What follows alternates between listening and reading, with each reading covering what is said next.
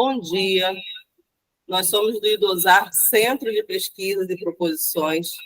Estamos aqui em mais uma live, desta vez com Patrícia Lima. Sim, Patrícia Lima que vai trazer para a gente qual é a importância, qual é o papel do Conselho Municipal de Defesa da Pessoa Idosa.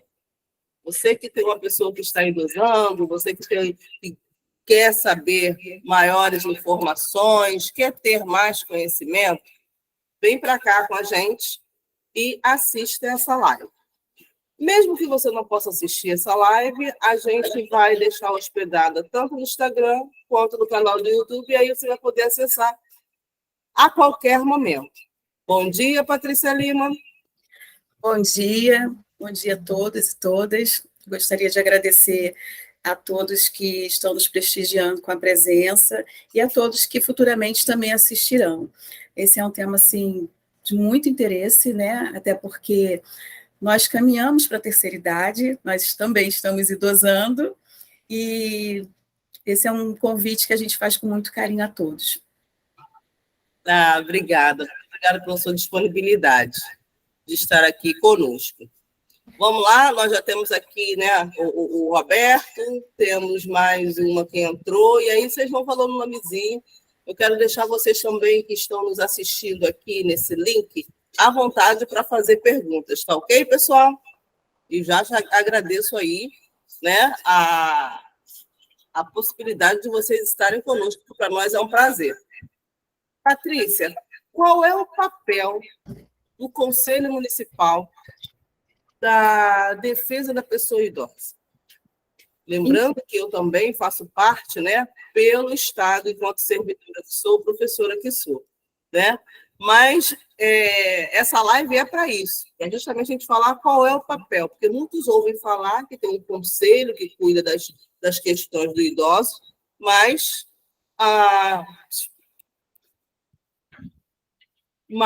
qual é o papel de fato?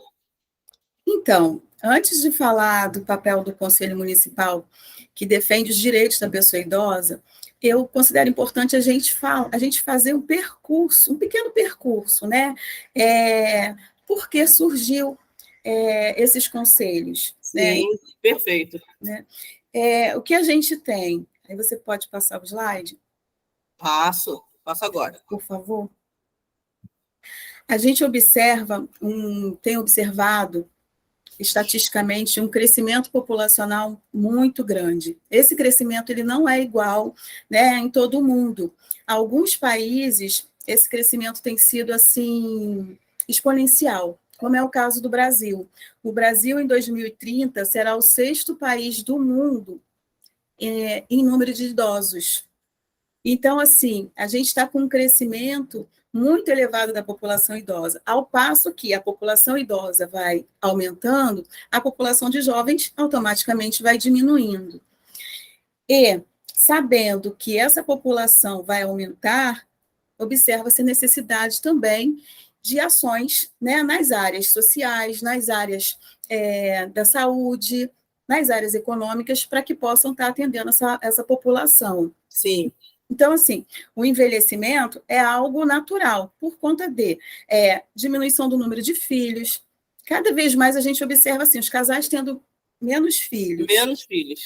Número de jovens que terminam morrendo, né?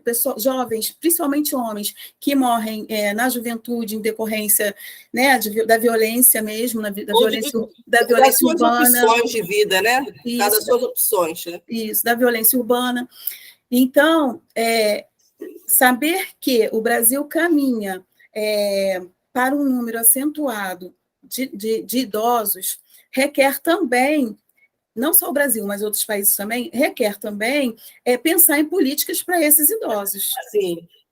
E aí a gente pode passar.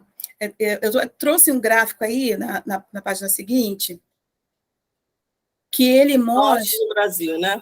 Isso, que ele mostra que em 2060, 26,7%, que vai ser o aumento vai ser de 26,7%, quer dizer, 30% a gente vai ter a mais, A né, mais. do que a gente tem hoje.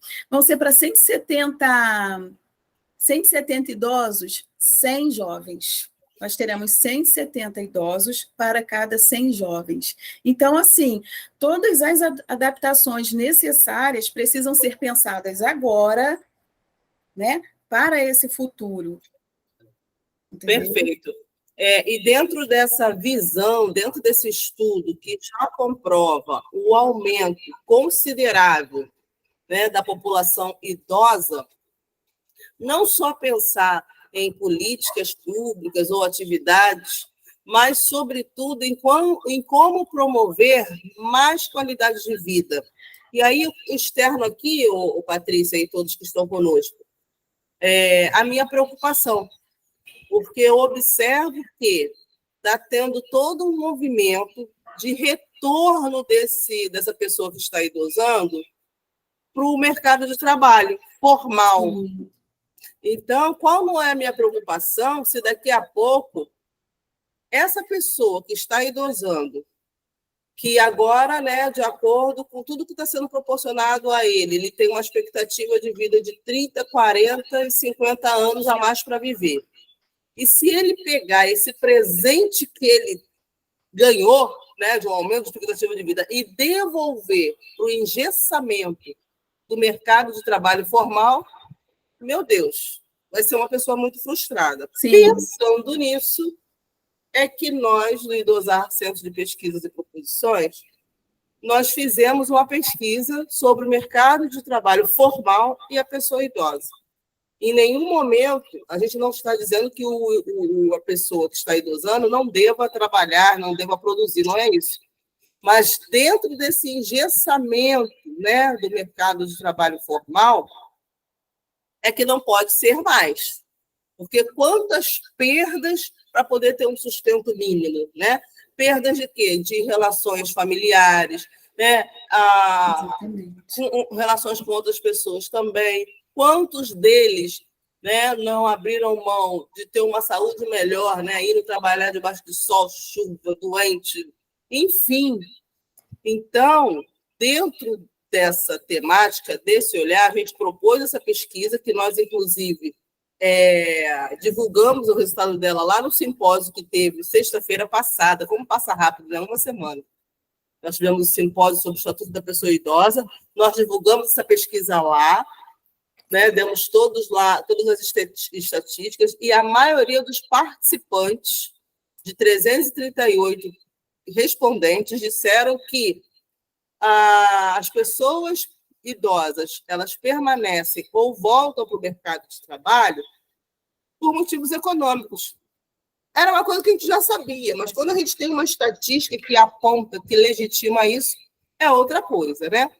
Então, o que a gente fez com essa pesquisa? Propôs uma adequação para o mercado de trabalho receber ou permanecer com essa pessoa idosa trabalhando, se for a opção dela. Né? Então, essa adequação, essa sugestão, a gente ainda não disparou, não. A gente está tratando esse dado, esse encaminhamento com muito cuidado, né? E acredito que semana que vem a gente já vai devolver os encaminhamentos propostos através dessa pesquisa. E aí, Patrícia, eu te devolvo a fala para ir te perguntando se há do Conselho um olhar em relação a isso, ao mercado de trabalho. Então, nós temos reuniões nos conselhos, né? De uma forma geral, eles têm reuniões periódicas e os assuntos tratados são diversos. Depende da demanda de cada lugar, de cada município, de cada estado. Então, assim, nós ainda não falamos nada sobre essa questão do mercado de trabalho, não focamos nisso.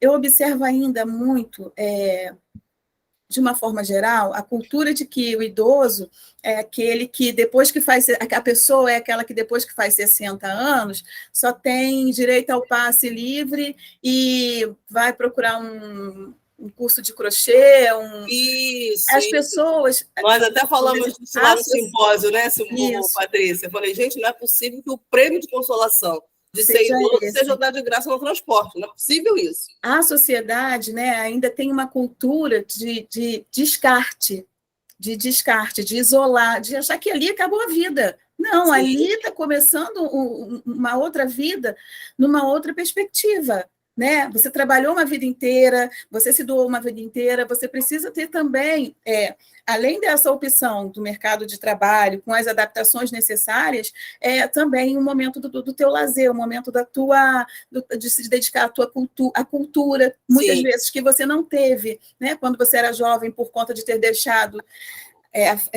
família, trabalho mesmo, para poder, em detrimento, né, a essas outras coisas. Então, assim, a gente não tem assim, um olhar nosso, conselho, por exemplo, aqui do município, nós ainda não temos assim, esse olhar direcionado para a questão do emprego, né? Mas tem as secretarias que trabalham diretamente com isso. Perfeito. Ah, sim, é verdade.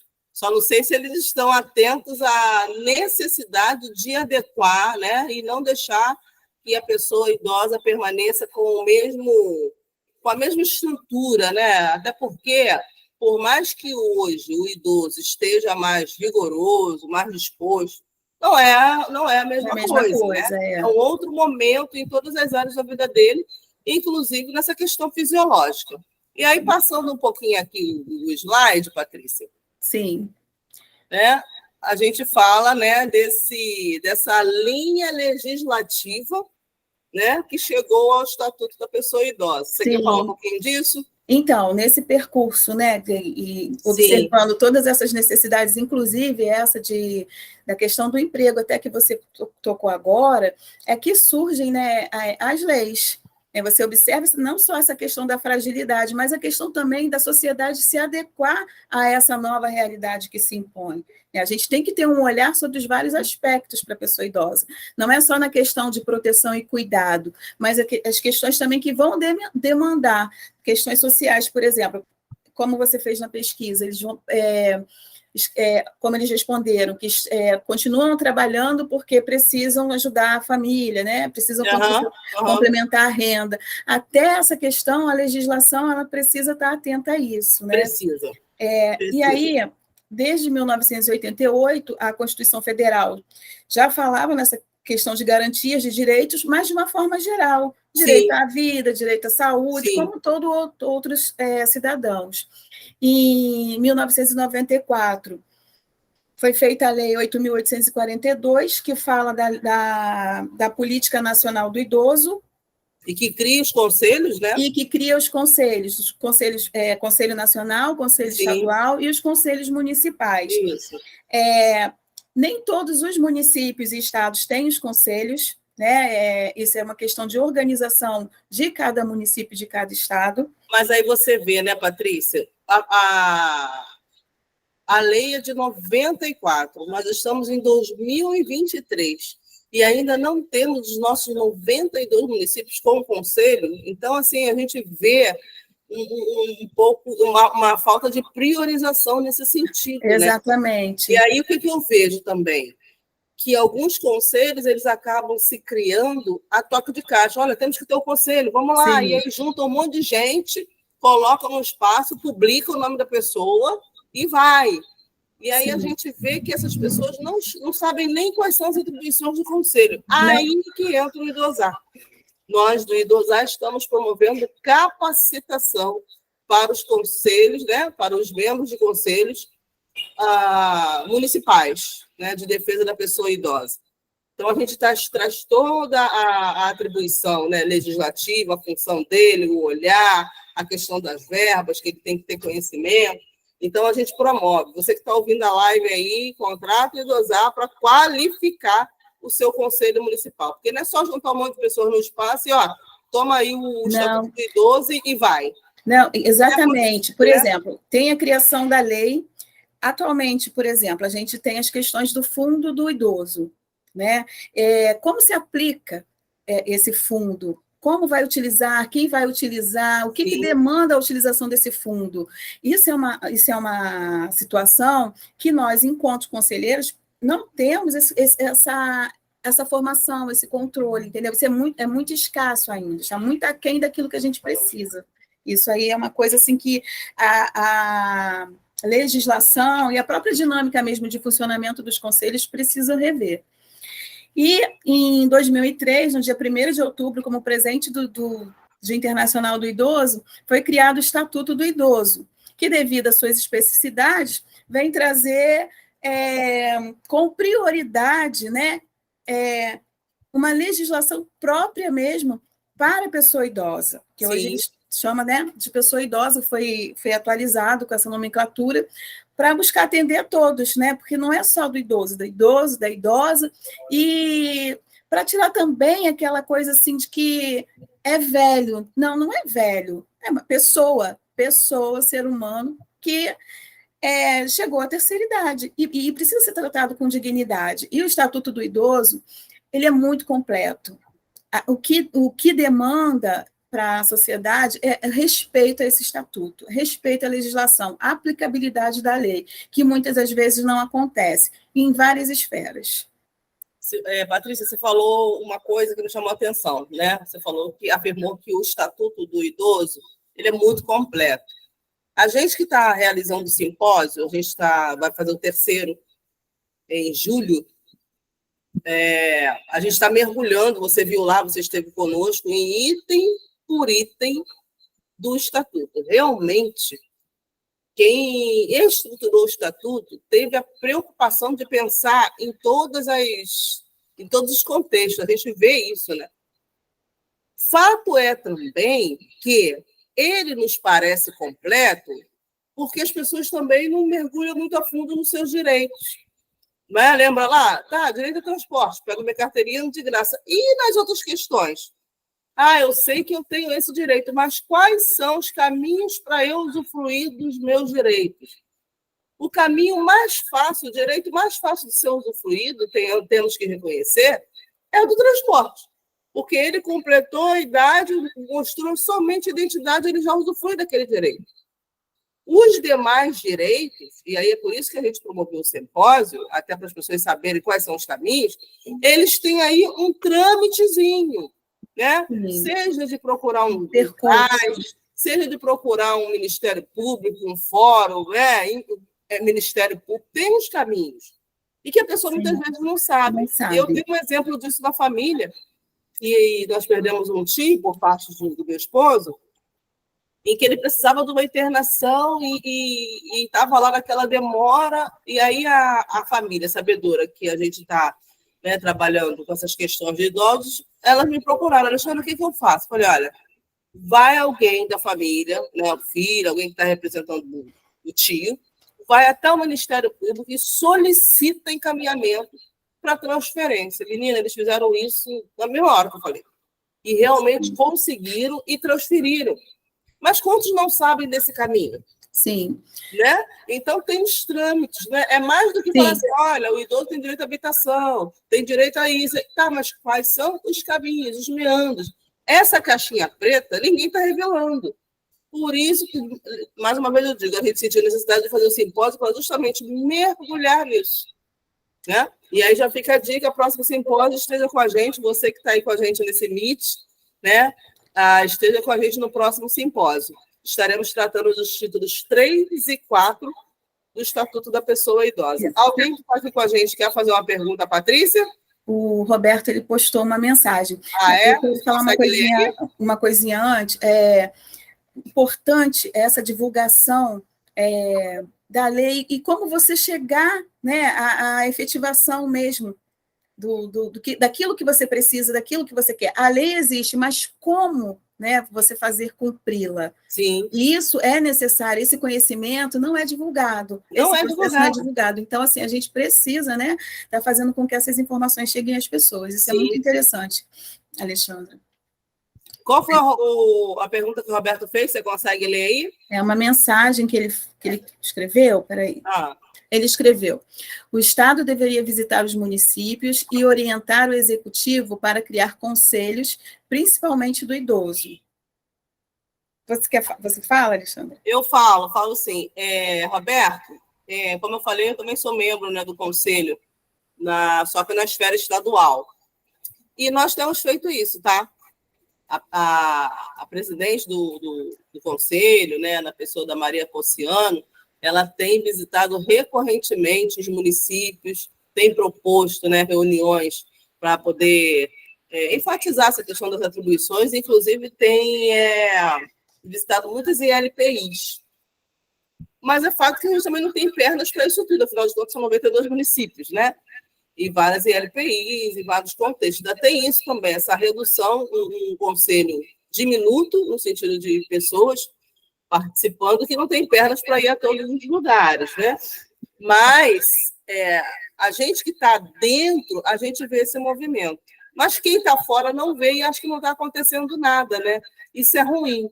Então, a gente precisa ver quais os mecanismos para dar visibilidade ao que está acontecendo. Acho que isso é um dever de casa que fica para cada um de nós que participamos do conselho. Eu penso isso, né?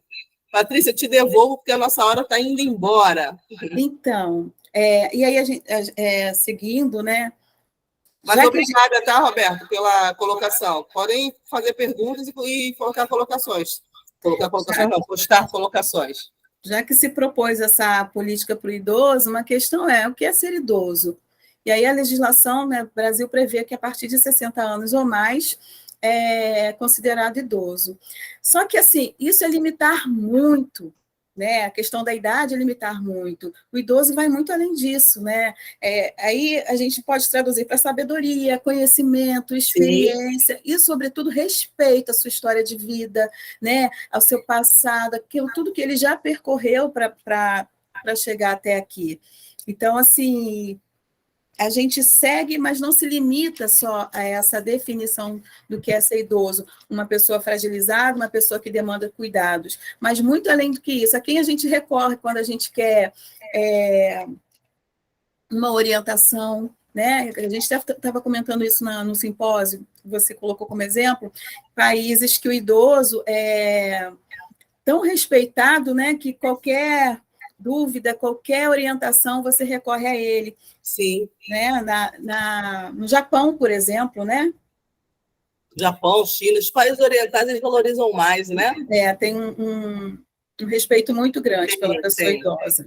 Chega a ser uma reverência. Sim. Então, assim, a gente também... não adianta só ter isso na lei, a gente precisa fazer disso uma prática. Sim. Né? Obrigada, Luciana, pela presença. A Luciana está aqui também com a gente. Que bom! A Luciana é da Secretaria de Educação, é uma pessoa muito bacana. Então, podemos seguir? Podemos. E aí eu que quero fazer essa pergunta que já está aqui na tela. De quem é a responsabilidade de um idoso, Patrícia? Então, inicialmente, as pessoas pensam que a responsabilidade é só dos filhos, né? Quando tem filho, é só dos filhos. Só que não, a responsabilidade por um idoso é de toda a sociedade, né? Primeiro, dos filhos, dos irmãos, dos netos, da família, né? Do núcleo familiar. E depois, nossa também, porque nós somos a sociedade, né? Nós temos também que nos ver como responsáveis por esse idoso. E, assim, uma coisa que acontece muito hoje é que, ao invés do idoso ser cuidado, ele é quem cuida. Ele cuida do neto, ele cuida dos filhos, né? Verdade. É uma contradição, né? Mas a responsabilidade é tanto do poder público quanto da família. Aí, só em complemento a isso, e aí essa gravura que você colocou aí, ela me chamou muita atenção, né? Não me ligam, não me cuidam, não me visitam. E aí me faz lembrar, e aí isso eu falei no simpósio também, de uma lei que foi criada lá na China, que a lei obriga aos filhos que têm familiares em instituição de longa permanência, casa de repouso, abrigos, enfim, obriga a visitarem o idoso. Olha que ponto que a gente chega. E isso a gente está falando de um país oriental que reconhece, que legitima, que reverencia a pessoa idosa por todo o legado, bagagem, experiência que ela traz.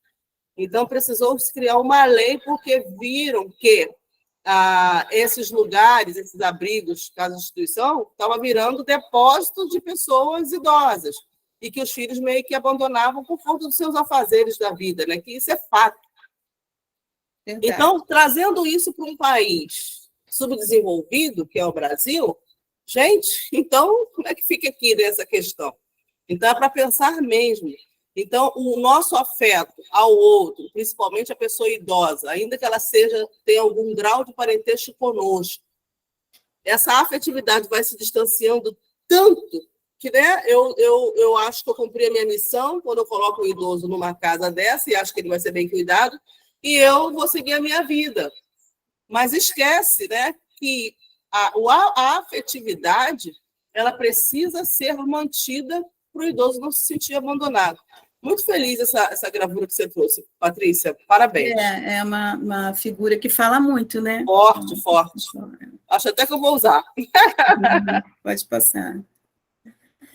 Então, como o idoso, com a criação do Conselho Nacional de Políticas para o Idoso, veio também os conselhos municipais, né? Sim. Porque, assim, o idoso ele não vai pegar uma frigideira, um rolo de macarrão e ir lá defender os seus direitos.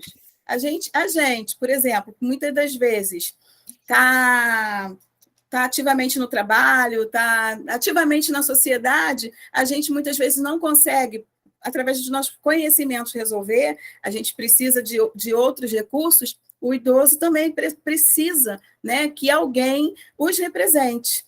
E, para isso, foi criado os conselhos municipais para estar representando esse idoso, para estar levando as suas demandas, né, a demanda dessa comunidade, e fazendo uma conexão com o poder público, entre comunidade idosa e poder público, né, para poder atender às suas necessidades. Então, assim, o Conselho Municipal busca essa relação.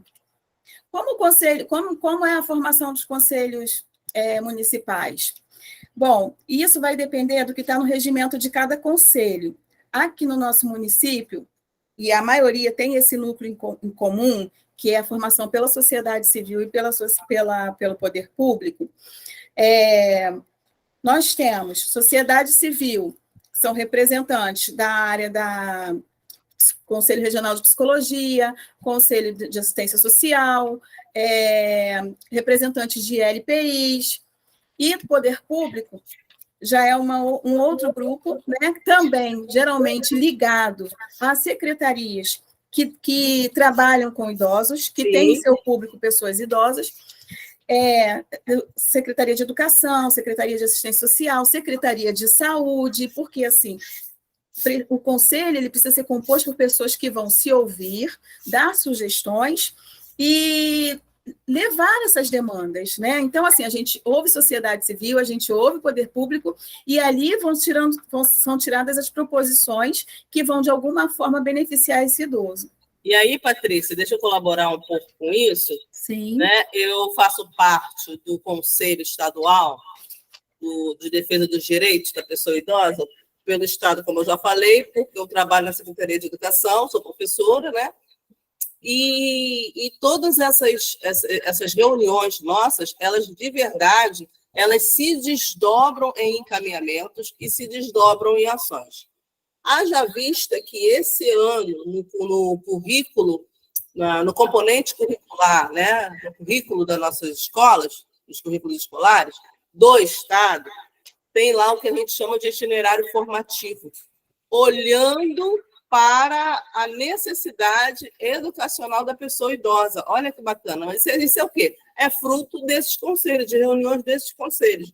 Né? É aquela onda que é por baixo do mar. Ela pode não ser visível por cima, mas por baixo está acontecendo alguma coisa. E isso é muito bom, né? Sim. Então, muitas coisas elas não são perceptíveis, né? Mas a nossa atuação ela está na escola, ela está na saúde, né? Em várias esferas.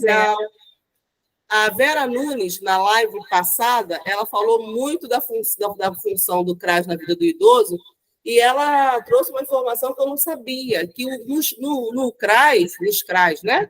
Eles promovem atividades para a terceira idade. Olha que bacana, olha que preocupação com a ocupação do idoso, né? Ocupação física, ocupação mental, ocupação emocional, e a gente não sabia, né? O CRAS, na minha cabeça, era só para fazer um cadastro único ou pegar alguma necessidade emergencial. E aí fica a dica, né, gente? Como a gente tem esses equipamentos sociais no território onde a gente habita e a gente desconhece, né, esses equipamentos e o que esses equipamentos sociais eles ofertam. Então, daí a importância dessa escuta, quando a gente tem as reuniões, porque a gente tem Secretaria de Assistência Social, né, que o CRAS é ligado à Secretaria de Assistência Social, então, assim, faz esse link, leva as demandas para a Secretaria, né, ouve o que pode ser feito, né, e aí você transforma isso em ações. Verdade. Bom, qual é a função do Conselho? Eu acho que a gente deu uma explorada nisso. Sim, a gente falou, a gente está... Mas só reafirmando, né, que ele é consultivo, normativo, deliberativo e formador de políticas dirigidas à pessoa idosa, né? Isso, então, só uma coisa importante aí, que nós estamos em organização do Fundo da Pessoa Idosa no município, nós já criamos a lei, estamos em processo de abertura de conta, então, assim, nós estamos caminhando, né? Porque tudo é um processo, nós não somos conhecedores da legislação, então nós vamos trabalhando no conselho e vamos nos formando ao mesmo tempo para que as coisas aconteçam. Aí também tem o papel do conselho, que também nós acho que já terminamos de alguma forma, falando também. Eu te mandei o slide, o outro, eu fiz outro e fiz as correções desse aí. Mas tudo bem, vamos lá. Tem ações primordiais do Conselho, que a gente não deixa de fazer nunca, são contínuas, né? São os planejamentos das ações, são um regimento interno que a gente tem, a gente precisa ter esse regimento interno até para guiar nosso trabalho. A gente tem comissões, e uma das comissões assim, que a gente tem, que é muito importante, é a comissão de visitas às ILPIs. Sempre que o Ministério Público demanda, essa comissão vai às instituições fazer visitas, seja por algum tipo de denúncia de violência contra o idoso, seja por alguma necessidade de espaço físico. Então, assim, tem que ter o olhar também dos conselheiros. A gente também faz o registro das certificação dessas ILPIs. Para que essas ILPIs participem do Fundo do Idoso, por exemplo, elas precisam estar registradas no Conselho. Patrícia, todas as ILPIs que estiverem, né, com as suas... essa parte, né, jurídica, toda certinha, elas têm direito ao Fundo do Idoso? Então, é um percentual de quanto por ILPIs, por exemplo? Isso ainda não está decidido, isso vai ser decidido em reunião do Conselho, porque quando fala que ele vai deliberar, vai regularizar essa situação, vai ser em reunião mesmo, todos juntos lá no Conselho, tratando essa questão. E vai ser a primeira vez, né, que se pensa em liberar fundos para ILPIs, né? Pelo pouco ter acompanhado. Geralmente, essas ILPIs, elas sobrevivem do próprio recurso do idoso, ao qual ele não pode comprometer de acordo com o estatuto, mais de 70% da renda desse idoso, não é isso? Então, eles usam essa verba para se manter. E doações também de pessoas que vão lá, doam, né? Enfim, né? Então, o recurso próprio do poder público vai começar agora, é isso? Sim, é isso. Para participar, né, desse processo, a ILPI precisa estar totalmente regulamentada. Existem as questões legais que precisam ser atendidas, não somos nós que estipulamos, mas Corpo de Bombeiro, Vigilância Sanitária, e a gente faz o levantamento dessa documentação, porque o registro no Conselho ele é primordial para que essa ILPI esteja em condições de também participar na divisão dessa verba, quando assim houver, quando assim estiver disponibilizada, né? Agora, também, Patrícia, é importante que, ao receber essa verba, o gestor não esteja lá na frente, né, numa armadilha jurídica, Porque, assim, dependendo da situação, daqui a pouco ele está numa teia, né, de relação à prestação de contas. Sim, né? Se com ele realmente certeza vai ter, for né? a verba de modo adequado. Porque o que eu percebo é que tem muitas coisas assim, não pode isso, não pode isso, não pode, mas o que não pode também ninguém diz. Sim, então. Aí a pessoa, o gestor, com a sua boa intenção, faz alguma coisa, aí lá na frente alguém vai dizer assim, não poderia, aí sanciona o menino, né? O gestor que tem a boa intenção. Aí tem coisas, que é melhor que ele faça com recursos próprios que ele tem lá. Para não ter problema, ele, né? Daí a importância de ter conhecimento, né? Precisa verificar direitinho como vai ser usado. O conselho vai fazer essas reuniões, vai definir e vai publicar em diário oficial tudo certinho para que as pessoas possam ter acesso.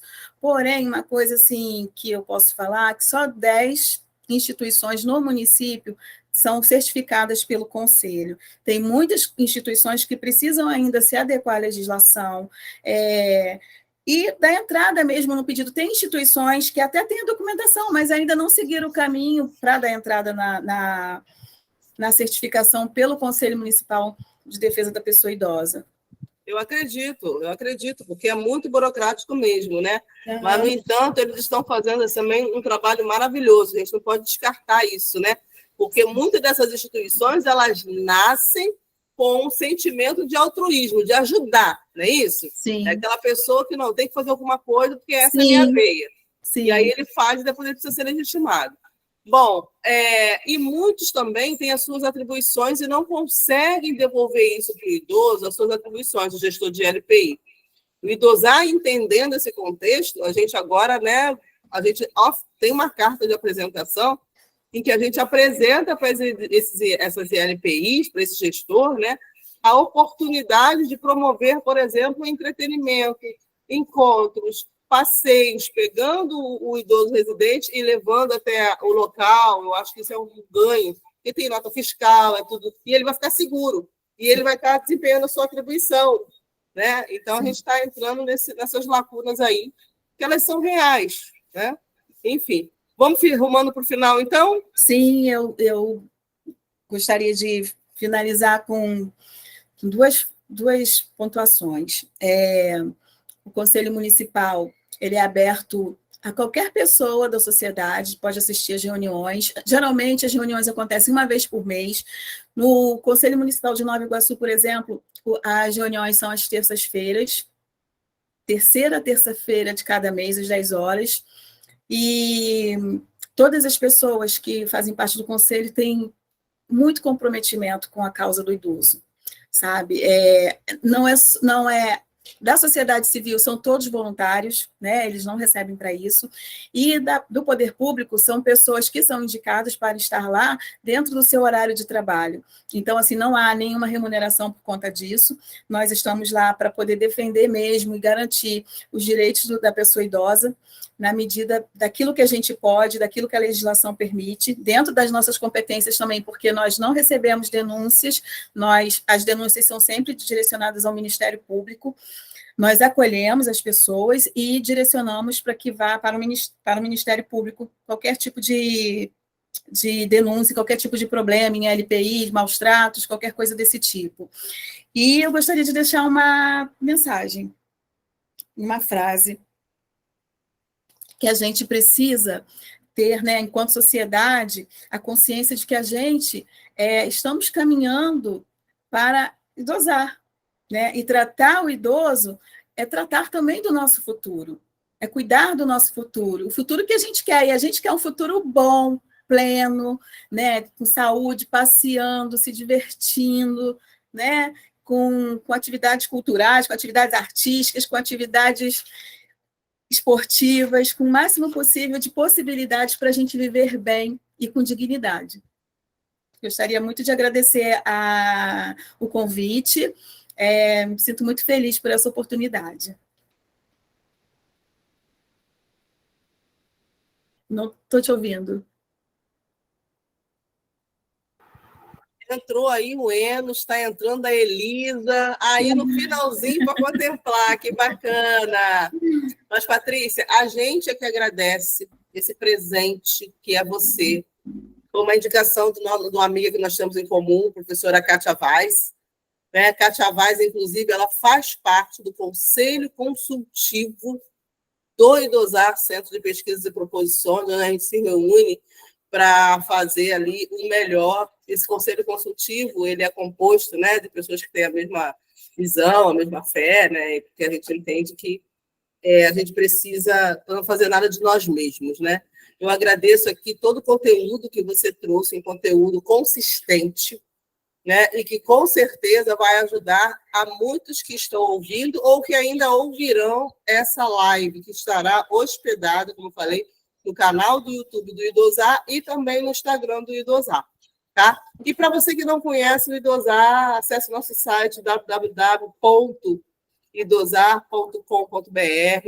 Também acesse o nosso Instagram, @idosar Centro de Pesquisas. Lá vocês vão ter uma série de atividades que a gente já desenvolveu e que a gente vai desenvolver.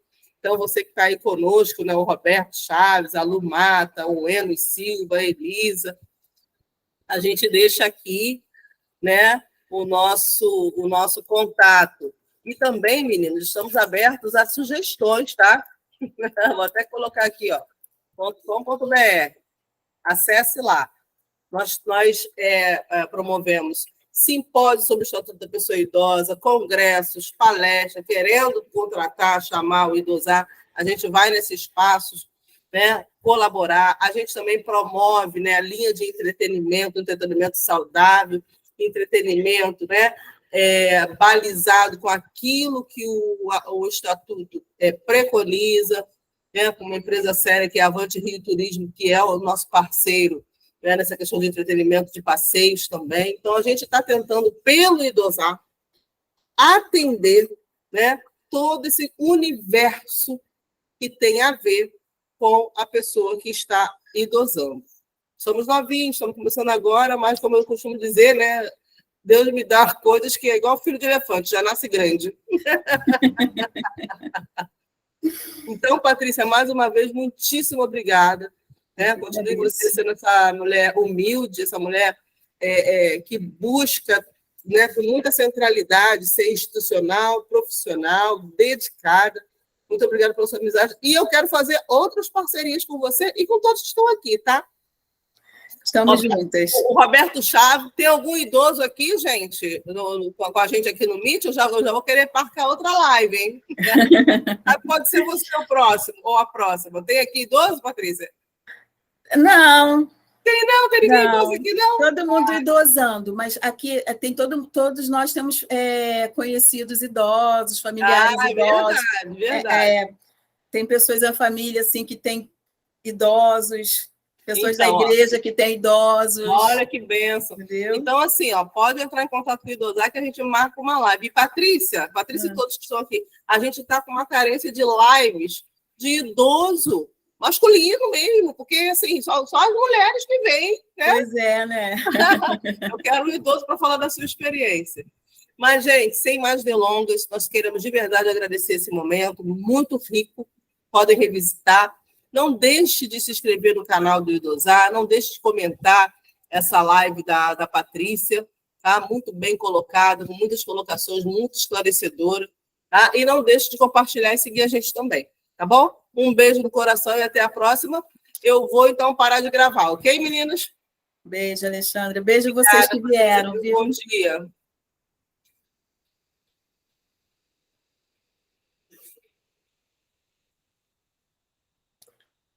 Foi? Foi? Eu ainda não.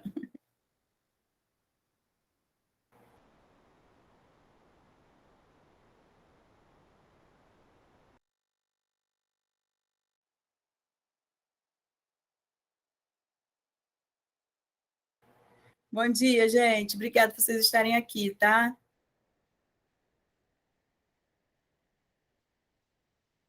Deixa eu sair.